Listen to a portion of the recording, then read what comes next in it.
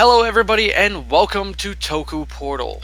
This is a podcast for Uchuu Sentai KyuuRanger, and I'm Vashi V, and I am joined with The Decade. King? Rye. And today we're discussing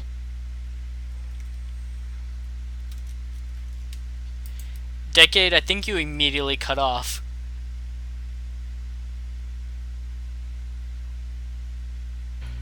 and he's the one with the notes.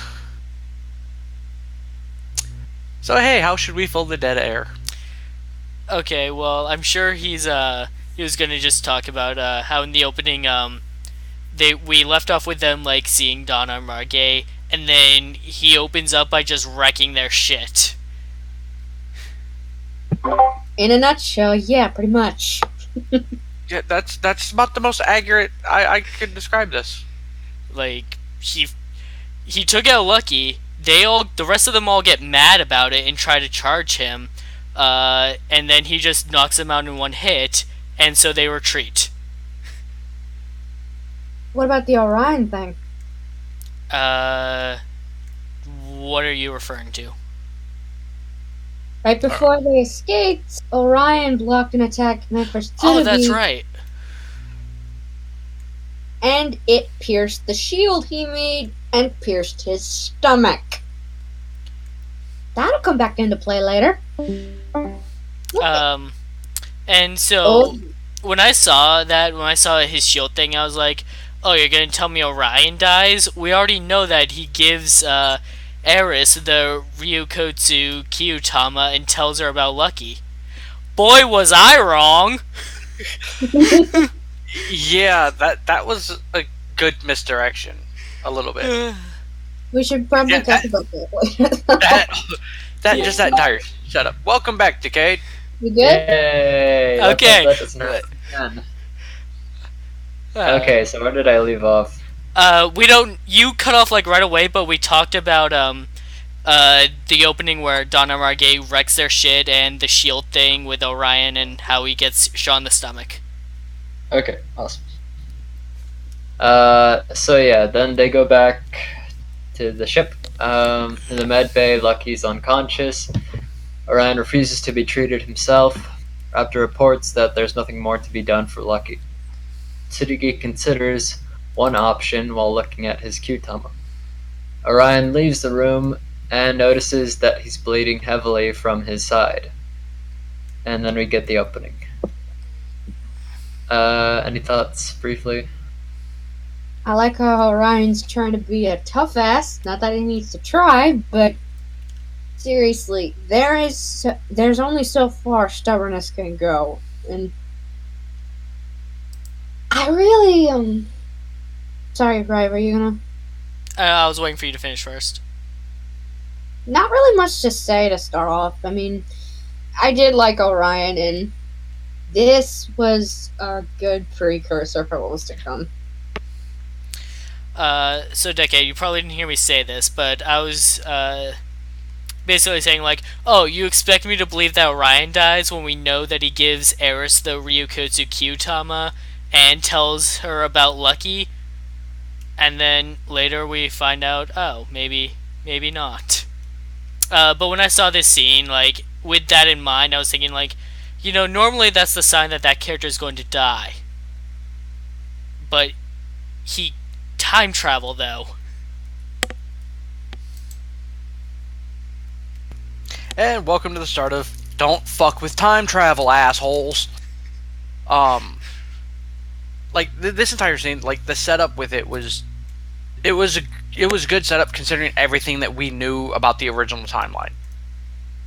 So like with the way this episode plays out, is like you start to see, where the errors are with messing with time travel, despite the whole paradoxical issue. Honestly, it was just amazing.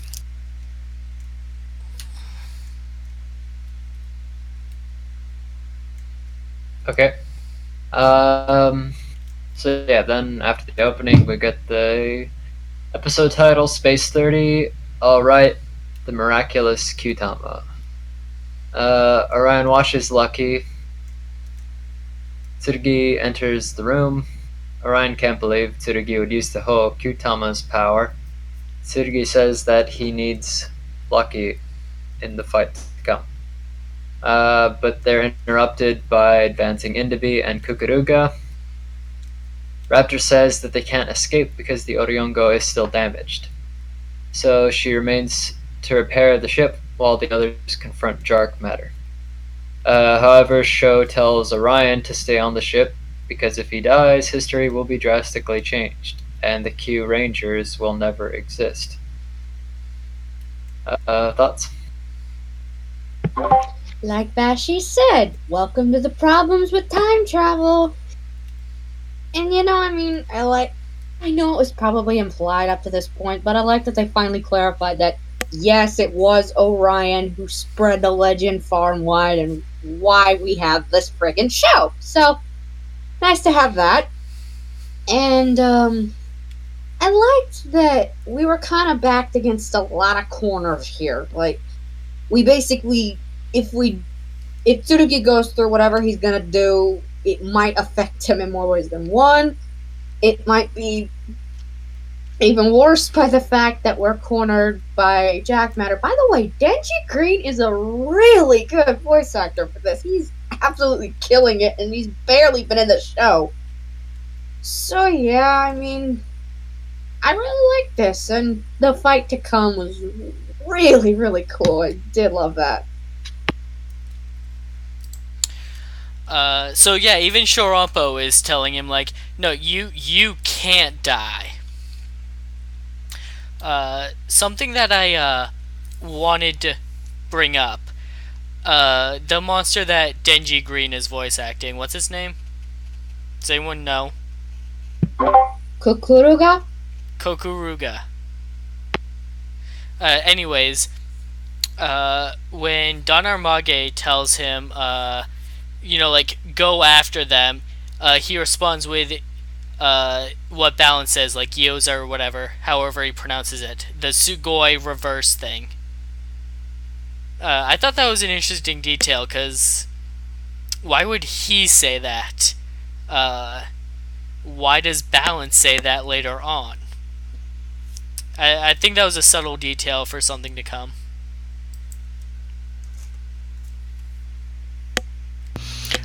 Sorry, I had to drop out for a minute, so I have no idea where we're at.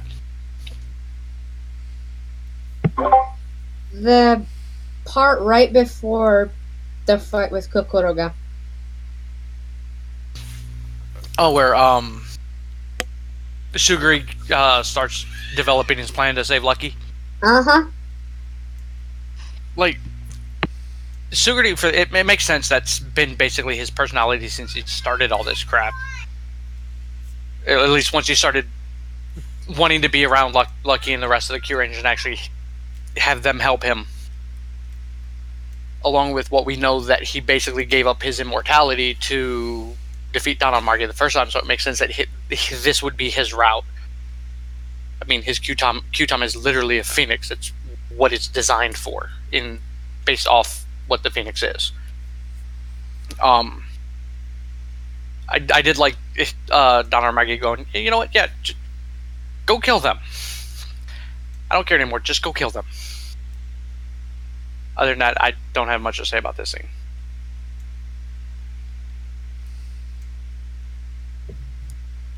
Okay, so yeah, during the fight, Sho asks Orion how Tsurugi plans to save Lucky. He's told that the Ho Kyutama could save him, but possibly at the cost of Tsurugi's life. Hearing this, Lucky's hand twitches. So yeah, Kukuruga gets kind of beat up and he retreats.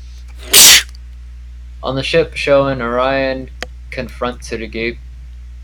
He recalls how he crashed in the Hoa system and was going to die when the Kyutama appeared in front of him and pretty much brought him back to life. Tsurugi wants to use the power to connect lives on Lucky. Lucky stumbles into the room and strongly protests Tsurugi sacrificing himself, but Tsurugi assures him that he has no intention of dying. that he's willing to take a risk so that they can save the galaxy together. This is a nice moment for Tsurugi. Thoughts? That stubborn jerk! I love it when scenes make me cry. I mean, they show that they're really showing emotion, and this friggin' delivered. Like, Lucky stumbling in the room, pretty much knowing he's probably gonna die if he keeps this up, and he's just, oh my god, I love this scene so much. And Tsurugi just, we've only had him for almost 3 months now, so the fact that that man has come so far in so little time, like, that's amazing to me. They've shown him, like I said, not even 3 months worth, and he's already developed so much to the point where now he's willing to gamble his life for Lucky. When we first met him, he didn't give a damn about any of them. I'd say that shows leaps and bounds in just one scene alone, and that was absolutely incredible. And I like twisting Lucky's words back on him.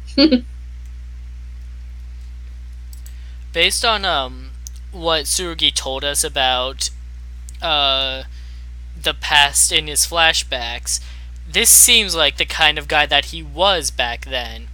And just after that whole incident with Don Amage and his friend dying, he just became cold. Like, I don't want to get close to new allies just for them to die on me again. So it feels like Tsurugi is more becoming comfortable about who he is around them, rather than developing like new feelings for them. Either way, it's really good character development for him, because again, 3 months ago he wouldn't have done this.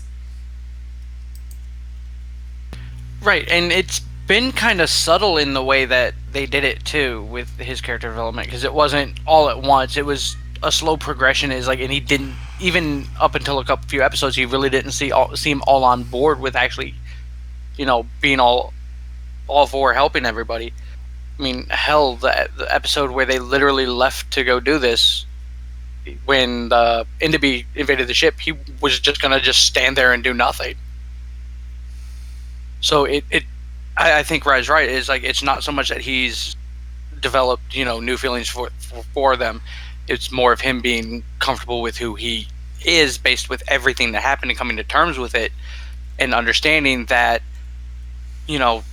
if something like this, death is kind of inevitable, but it's a matter of, I think for him, a matter of it being on his terms for how he chooses to go, or whether or not his death can mean anything for anybody else the way Corvo's meant for him.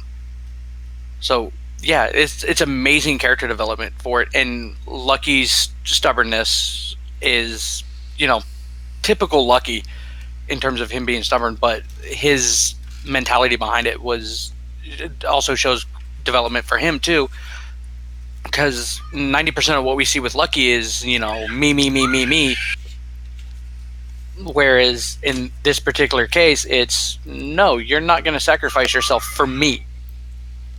He basically went there and said, no, I'm going to die, and you're not going to do a damn thing about it if it's going to cost you your life. And I think that's an amazing moment for Lucky. Yeah. Lucky faints, and he's taken back to the medbay. Tsurugi tells Orion how Lucky could save the galaxy. Orion thinks that would be a miracle, but Tsurugi claims Lucky's a man who creates miracles. Orion is surprised to hear this coming from Tsurugi. But then Tsurugi recalls the miracle that happened during Orion and Lucky's fight against Akyamba, that weird shiny object appearing and helping them deflect her attack, basically. He insinuates that Lucky is Orion's descendant and that they can recreate that miracle. So Dark Matter returns for another attack with Don Armage this time. Raptor continues to repair. Orion joins the other Rangers to hold dark matter back, while Tsurugi uses the Kyuutama to start transferring his life to Lucky. Any thoughts so far? This was.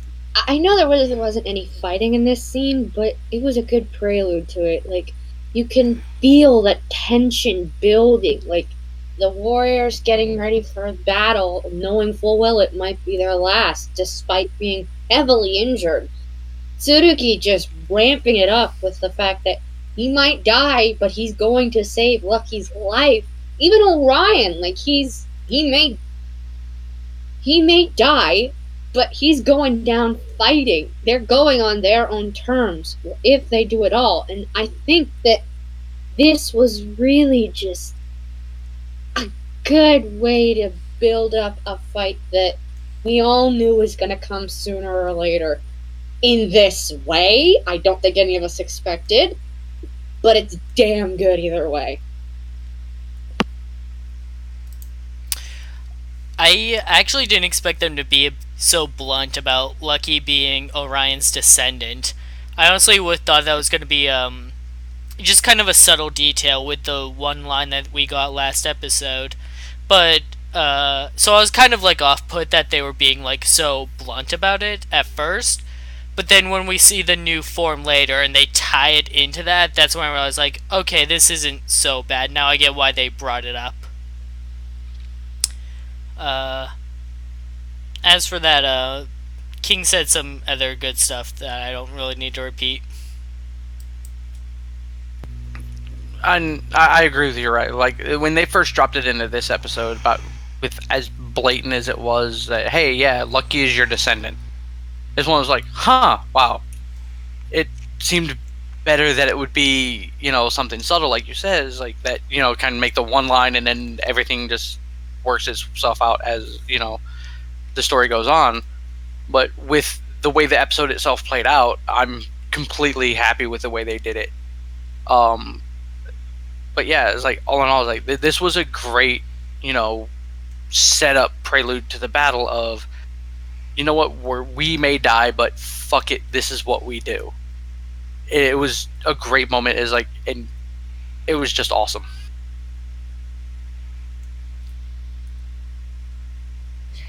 Yeah, so, let's see. Yeah, basically, during the fight, Tsuri continues to struggle, sending his life to Lucky and throws the shirt and coat off. The Rangers are nearly defeated and knocked out of their transformations, but determined, they stand up again as Lucky arrives. Lucky thanks everyone. He's still optimistic that Don Armage can be defeated. Once again, Lucky and Orion tell Don Armage that the galaxy belongs to everyone living in it. This causes the glowing object to reappear. Orion tells Lucky that he has blood from the Orion and Shishi systems flowing through his veins and that he's Orion's descendant. Lucky grabs the Psycho Kyuutama and Super Seiza changes into Miracle Star Shishi Red Orion. Yeah. So, yeah, any more thoughts? While the fight was small at first, yes, I loved how they were being mocked for their way of thinking, but they were thinking much in the same way Lucky was when he first started out. Like, how Donamake was saying, oh, you're so desperate you'd pray for a miracle. It reminds me a lot of the way people looked at Lucky at first. It's like, how can you solely rely on luck and to get you through? Like, that was something he had to face a lot in the beginning from his teammates and his enemies. And to see that his teammates have so much faith in him now, so much hope that a miracle's gonna happen and Tsurugi's gonna fix it, Lucky's gonna come back, that's what's keeping them going. And then to see it pay off with Lucky coming up completely unscathed, I think is absolutely amazing. And well, yes, the descendant thing was a bit blunt. I think it was a good While obvious, twist either way. I mean, it would explain a lot. And think about it. When the preview for when Orion first came out, it said that he was the luckiest man from 300 years ago. I think even then it was a bit obvious. And the Saikyo Kyutama, it is a bit vague, I will admit, but it really just fits the aesthetic and I think looks absolutely stunning. And the form, I'm seeing so many Kamen Riders here. We talked about that before the show started, and it is so amazing, and I adore it so much. Also, if that thing can kill one of the 3 strongest warriors of Jack Matter in less than 10 seconds, yeah, I'm calling this thing OP. This costume is really good. Even from the stills, like, I saw that it looked great. I was just like, oh god, is this just Lucky's power-up? But, maybe it might not be limited to just Lucky. But that's something for later. For now, though, when he went to transform, he didn't press the button on the tool like they normally do. He spun the disc on the Kyuutama itself. And I get that, like, though, this franchise is known for, like, how would they have known to do that? Oh, just because. It's just something that stood out to me. As well, I honestly expected him to say superstar change instead of just the normal star change. So, I was actually shocked that he didn't say that. And like King said, when Donner Mikey was laughing at them like, oh, you become so desperate you're hoping for a miracle now, I was actually kind of just impressed with Sho Lampo, like, just standing up to him being like, yeah, that miracle is gonna kick your ass. As silly as, yeah, waiting on a miracle sounds, like, knowing what that miracle is going to be and just seeing Sho Lampo stand up to him about it, it's like, that was a really good scene for him. He is a good character, especially when he gets serious. Like, there was one moment early before Lucky shows up that I really enjoyed with the fight when they first started fighting and they knocked down the Vice Shogun and Champ just went moo. Oh, that's right, I forgot. Yeah, it's one of those, like, I was like, wait a minute. It was We both laughed our asses off at that. it was a very unique moment that it doesn't. They kind of ignore the fact that he's based on a cow.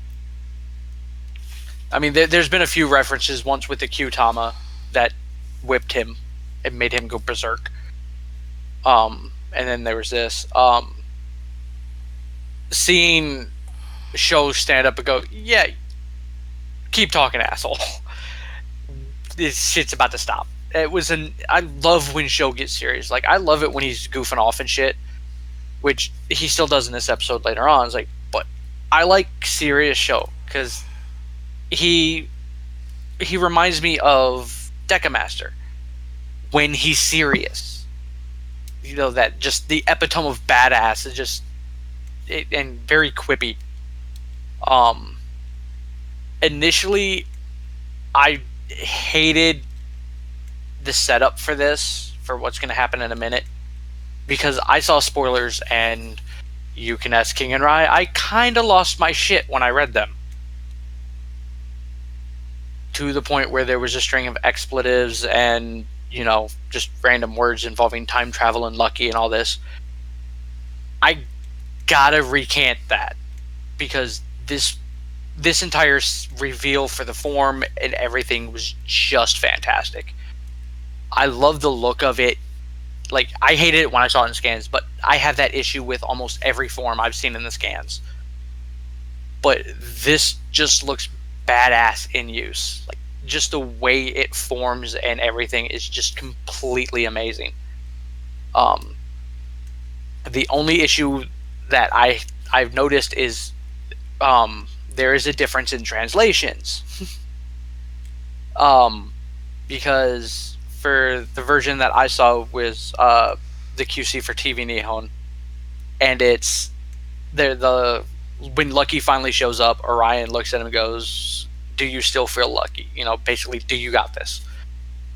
And Lucky looks at him and says, "Yes, of course I do. Sugiri gave me his body, or gave his body to me." Which is a very odd way of putting what that line meant. Because the line meant is basically, yes, Sugiri gave his life for me. And what I think made it amazing is because I sent King a screen cap as soon as it was said in the show.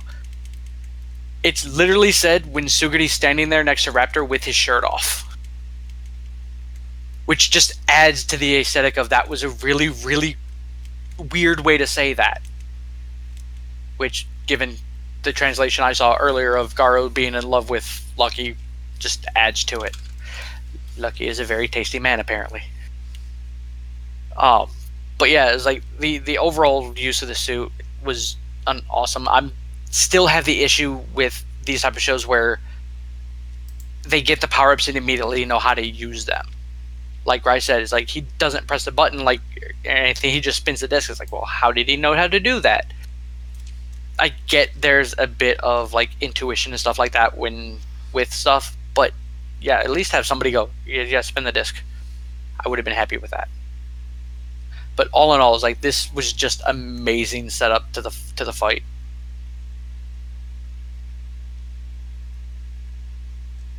Yep. So let's see. Yeah. He immediately deflects an attack from Kukuruga and defeats him in one slash. Don Armage angrily summons his vice shoguns in giant form. Lucky gives the Shishikyutama to Sho so he can pilot Kyuu-Reno with the others. And Gigan joins as well. In the background, Orion kneels over and breathes his last. Lucky is able to summon copies of all the Q weapons and Tsurugi's as well to attack Don Armage and to use them in the fight. And we get a new insert song for the new form. The three giants get defeated. Lucky uses Infinish Blast to defeat Don Armage. Yeah, that was shot and designed really freaking well. I was a bit disappointed with yes, that one scene where he uses all the weapons tactically is pretty neat, but like it was super short-lived. But yeah, Infinish Blast is really freaking nice looking. Thoughts? Jeez. This is so incredible.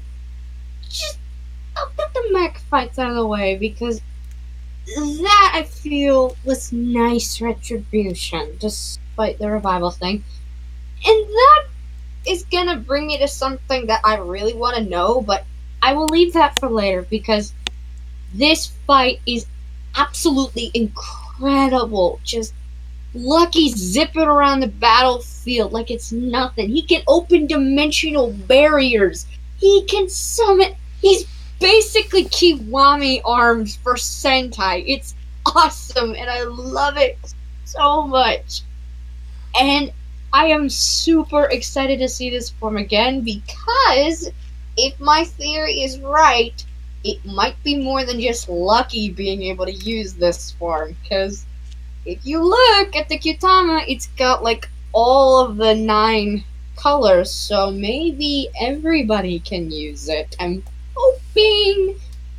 But either way, I really could care less because this is absolutely stunning. Like Decade said, the camera work is amazing, the fighting's amazing. God, I love this so much. As for Orion, we'll get to that.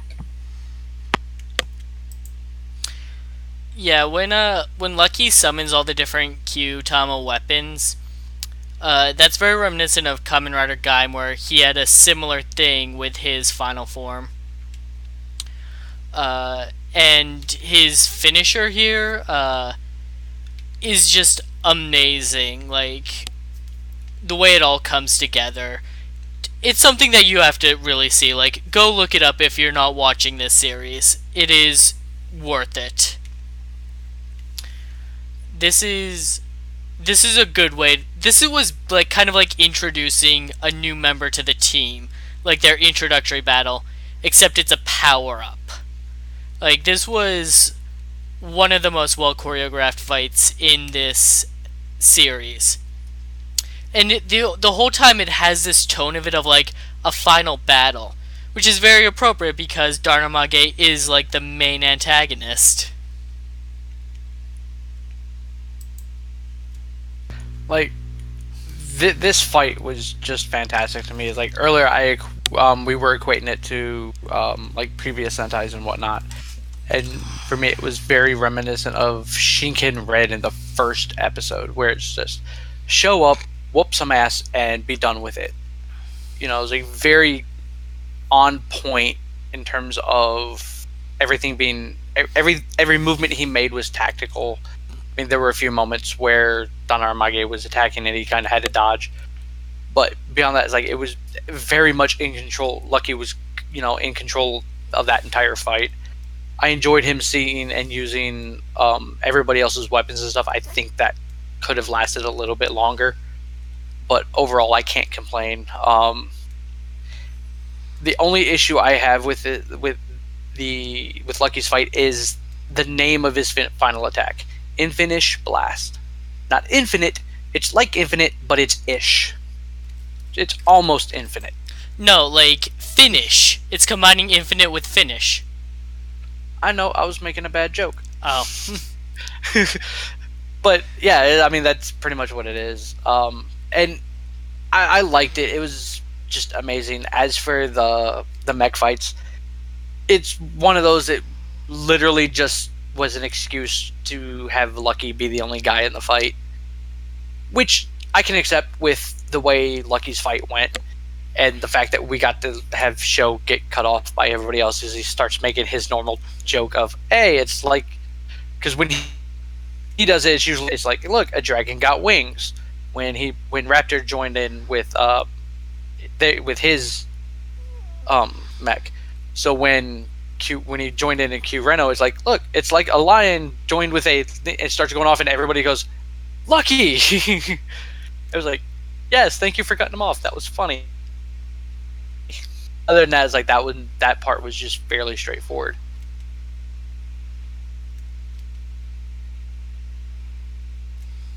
Yeah. So after the fight, the Rangers find Orion still kneeling in place. After burying him, the Rangers decide to return home, but briefly become transparent. Raptor says it's because without Orion, no one will spread the legend about the Rangers, and they will never assemble in the future. Sholumpo decides to take Orion's place and says that his duty as commander is finished. Champ laughs and decides to join as well to investigate something in the past, probably involving Stinger. Or himself and Dr. Anton. The other 5 Rangers return to the present but are shocked to find that Naga is still evil, Akyamba and Kukuruga are still alive, and Don Aramage has returned. Episode end. Thoughts? Oh boy. Okay. So, Orion, rest in peace. I feel that was a really emotional moment. Like, I know we didn't get him for very long, like 2-3 episodes max, but it still left a big impact, you know? I mean, knowing what he left behind and just the way he went. Like, he went down on his terms. He went as a warrior and a dad. And it's just, he died with a smile on his face. I think that really speaks volumes. And I'm a Kingdom Hearts fan, and the way he was posing, I guess, as he died, it kind of reminded me a lot of the lingering sentiment. Just look up that in Kingdom Hearts if you don't know what I mean. You'll see why it looks like that. But it really just hit home a lot. And I like that they're trying to fix the paradoxes themselves now. Like, they know that Orion's dead, and how are we gonna become KyuuRangers if we don't have Orion anymore? So, Sho and Champ, I can understand them staying. I'm still sad to see them go again, because I don't have any characters I dislike on the show. I really don't. And when I see them go, I mean, I get sad, of course. And I'm curious to see what Champ's gonna investigate. I'm curious to see how they're both gonna survive.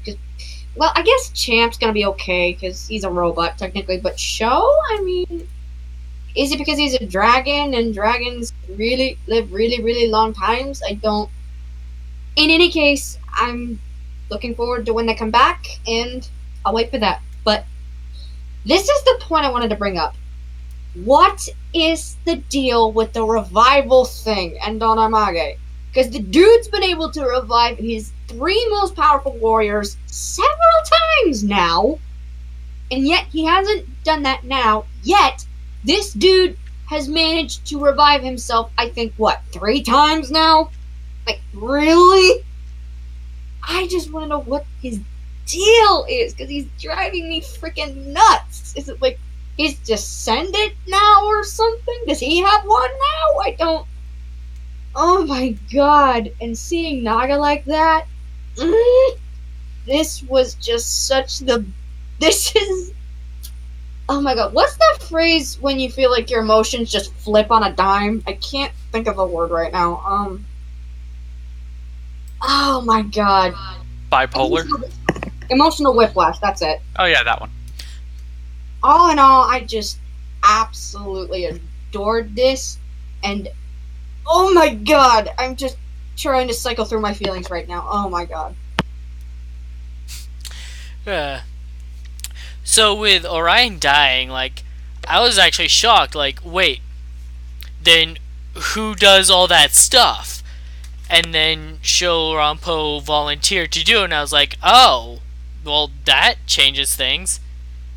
And then Champ volunteered to join him, and I realized, with Naga being a traitor right now, and those two volunteering to stay in the past, that knocks our team total down to 9. 9 KyuuRangers. Just like the legend says. Honestly, it would be really interesting if this show went in that direction where by the end of it, they only have 9 members for one reason or another. Because that would explain like the prophecy a bit more about there being 9 of them rather than there's for some reason 12.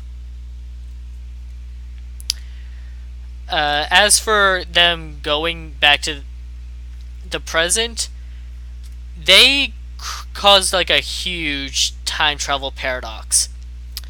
Because remember, Lucky went to the past because he got a distress signal from the Orion Go, which had been sitting there from the past for all those years.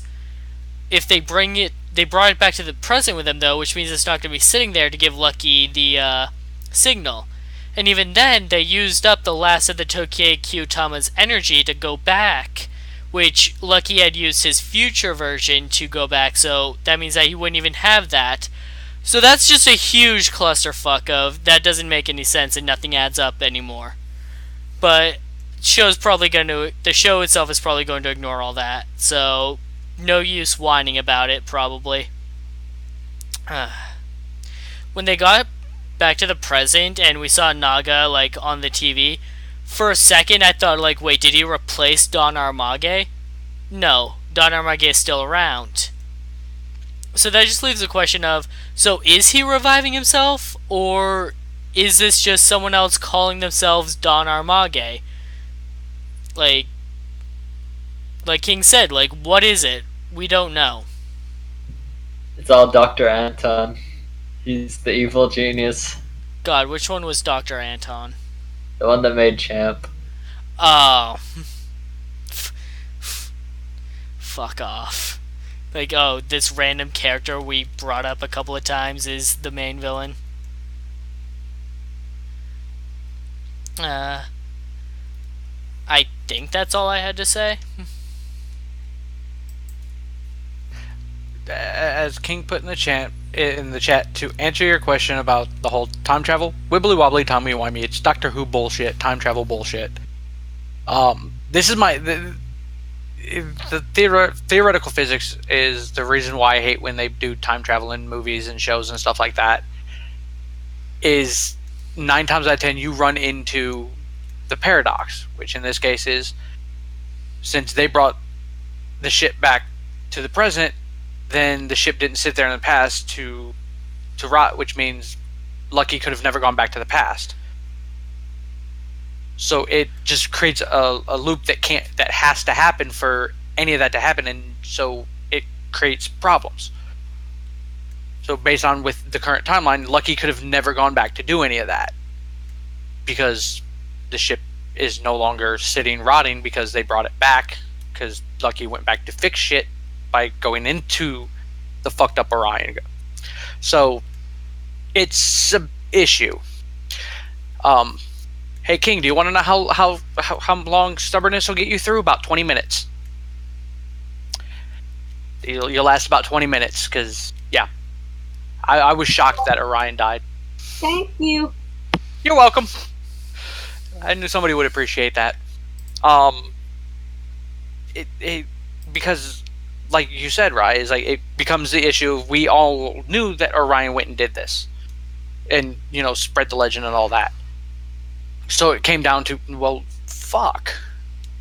Especially with the fact that they had started with him, losing the Kyuutama, getting it eaten by the death worm, which led to the death worm having it in the future. They were lining all of that up. Eris, like when she's talking about how like Lucky reminds her of the guy he told her about, like she has a flashback of Orion, like it's straight up him.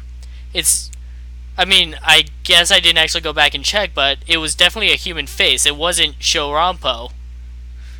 It's definitely Orion. I think the armor's an exact match. I think the only way to explain that in terms of having that still be valid is that he knew Eris before all of this. But he didn't know about Lucky until then, and she was like, he's the one that told me about Lucky. So he still had the Karina Kyuutama when Lucky met him, so he hadn't gone to her yet. Oh yeah.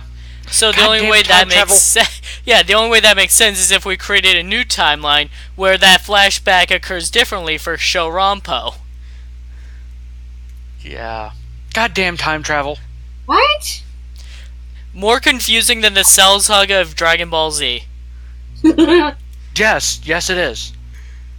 But like all in all, it's like everything that got set up with this episode was just phenomenal. Seeing Naga still being an evil ass, like you said, is like I initially thought that hey, he's in charge of dark matter. No, it's not. So we still have the question of that we were speculating a while back of, is that giant form really Don Armage, or is it just like some physical hologram or whatnot? Because it does interact, but at the same time, it doesn't seem to kill him when it blows up. And then we have the issue of now, well, how the fuck did he survive this? Or did he survive this in this, like Rai said, is it a descendant? Is it somebody else? Which I have theories about, which I will talk about off podcast because it may contain spoilers or just be completely wrong, and I don't want to look like a jackass on the internet any more than I already have. This episode leaves with so many questions. In terms of Show and Champ staying behind, I have a feeling the whole thing Champ stayed behind for was to get answers about whether or not Dr. Anton was a traitor. It's the only thing that makes sense beyond the fact that he is a fucking robot and can survive for 300 years. With Show Lumpo, I feel that's going to be either he can literally live that long, or they'll do the whole cryostasis thing like they did with Suguri. But it still comes down to the issues of the paradox of things now have to change with what we know. because timelines and time travel. Other than that, this was a fantastic setup.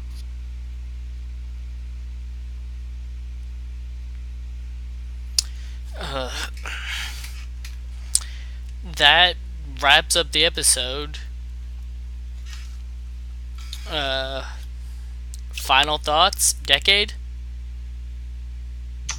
Yeah, overall, I thought it had a lot of good character moments. I thought the fighting was fun, new form, a lot of the tension that was building up before the fight, so it was pretty well done. So yeah, I liked it a lot. And I'm looking forward to finding out what the hell is up with Don Haramaga. Great form, great setup, great episode. Watch it again if I could. But next week cannot come fast enough for me. What a heel turn for the series. Because back during like the first 10 episodes, at least Vashi and I were constantly complaining like, this series is rushed, it's poorly written, nothing is good. And now we're like, no, but what's happening though? Like, what's going on? Like, way to get out of your shell or whatever that expression is. Like, yeah, this was a fantastic episode. It's like Bryce said early in the podcast, this seemed like the final battle arc, and the fact that this is basically the middle of the series is leaving me very, very wondering of how everything's going to play out now, and whether or not the tension will continue to rise or if it will fall off. Because I think that may be one of the issues this has moving forward, is the fact that they spent all the tension here and now have to build up something even more tense than this to make it feel like a payoff for whoever ends up being the final villain, whether it is really Don Armage or somebody else, to feel like the final villain, because we already had that feeling once. So now it has to be bigger than this to get the proper feeling. So I'm hoping that it works out well and pays off, because I tend to flip-flop with this series a lot, because to me the episodes seem to flip-flop a lot. It's like, but this episode, this right here is why I love this series. Moments like these are just fantastic, phenomenal, very well choreographed, filmed, and everything else. Everything involving this episode was just phenomenal outside of the paradox issues. And yeah, that's all I have on that. And I guess with that wraps up the podcast. Yep. We've got 5 more months of KyuuRanger at best. 2 to 3 more arcs, I would say. Let's see what this series has for us. We'll see you next time. Thanks for listening. Later, taters. Thank you all for listening. We'll be back next week for the next episode of KyuuRanger, and if you would like to check us out for Kamen Rider Build, episode 3's podcast is tomorrow at 9 o'clock. And if anybody is interested, I myself have started another podcast. Currently, it's about the only ones we have are 2 episodes for Kamen Rider Blade, going over the overall series. It'll end up probably being about more just random stuff, that not so much Toku in general, just things that catch my interest and anybody's interest who ends up joining my podcast to do it. And it is called Opencast, and it is on my channel, VashEV. And see you guys around next week or tomorrow. Thank you, guys.